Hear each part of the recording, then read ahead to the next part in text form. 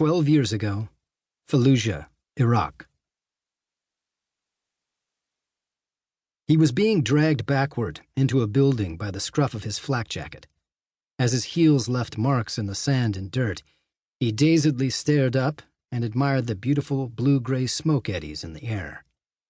The near-constant fighting had left a cloud of swirling gas from the guns. Still deafened by the explosion, Lieutenant Tyce Asher looked around, bewildered. His face and hands were singed and burning in agony, but he couldn't remember why. He scrambled to his feet, wobbling and taking in his surroundings. His Marines had taken up positions at the windows. As things became clearer to Tyce, he could feel a thumping, a dull pounding against his face and chest, the bass of booms and pops reverberating through his body, even in his still mostly silent world. Nearby, a machine gun was going full bore out a narrow window. Good. The men are letting them have it, he thought, somewhat proud of himself for making his first coherent thought through the haze in the room and the fog in his brain. 3 grenades had been used to clear the room of militant fighters, and now the formal antique-style office furniture was ripped and shredded. Charred and torn, the filing cabinets leaked Iraqi government paperwork out onto the floor. A painting of Saddam Hussein, sliced by shrapnel, hung off-kilter on the wall. Tyce was starting to remember the detonation that had torn up and through the bottom of his Marine Corps Humvee. Shards of searing hot steel shrapnel had spiraled through the air, slicing and tearing everything in their path. The 2 Marines in the front seats were spared the hell of being chopped into 100 pieces by the ricocheting metal. Both were vaporized, disappearing in the fireball that engulfed the Humvee. The shockwave from the underbelly IED had blown out all 4 doors, catapulting Marine Lieutenant Tyce Asher from the back seat and out of the vehicle. His heavy body armor-clad frame was ejected and thrown in a somersault. He landed on his head with a sickening crunch. He had lain in a heap atop a twisted Humvee door. His brain pounded, displacing all rational thoughts.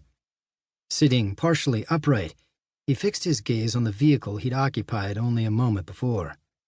Now flames roared out the top and sides of the contorted wreckage. It took a major effort, but with a shaky hand he reached up to his head. His helmet was gone, splintered on impact with the concrete. Thankfully, it had done its job, breaking into pieces, so his head didn't. He sensed a shape next to him. Sergeant Dixon, kneeling over him. Tyce could see the sergeant's mouth moving, but no sound seemed to be coming out. There wasn't even a ringing in Tyce's ears, just dead silence. That and the feeling that every inch of his body had been beaten with a lead pipe. After a few seconds of screaming in his ear, the sergeant had given up and dragged him toward a nearby building by the handle built into the back of his flak jacket. Tyce's legs kicked weakly at the baking-hot noonday pavement, his body automatically trying to assist, even in his near-insensible state, as he was manhandled across the street. Emerging from the memory, Tyce grabbed his platoon sergeant by the shoulder. He pointed at the building down the street, presumably the one from which the enemy had initiated the IED. Tyce motioned for him to assemble a squad and follow him. Deaf or not, the time had come to take the fight to the enemy. His platoon sergeant looked him up and down and seemed to be saying something, probably telling Tyce to go get checked out by one of the Navy corpsmen. Tyce just shook his head and told him to hurry up. Or at least Tyce hoped that was what it sounded like. He still couldn't hear his own voice. Not long after, Tyce was leading the squad out into the acrid air, past the still-burning wreckage of his Humvee. He picked the middle of the group, a good place from which to lead. He could see everyone and contribute to some accurate fire if need be. Tyce was an expert marksman with both his rifle and his service pistol. Youngish by most standards, but considerably older than most of his men, Tyce was 26.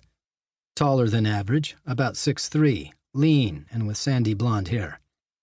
Marines used every tactic in the book to maintain order and discipline, but the most important of all was respect, and that could only be earned. Tyce had done pretty well in the eyes of the men over these last months in practically non-stop combat. He never shied away from a firefight.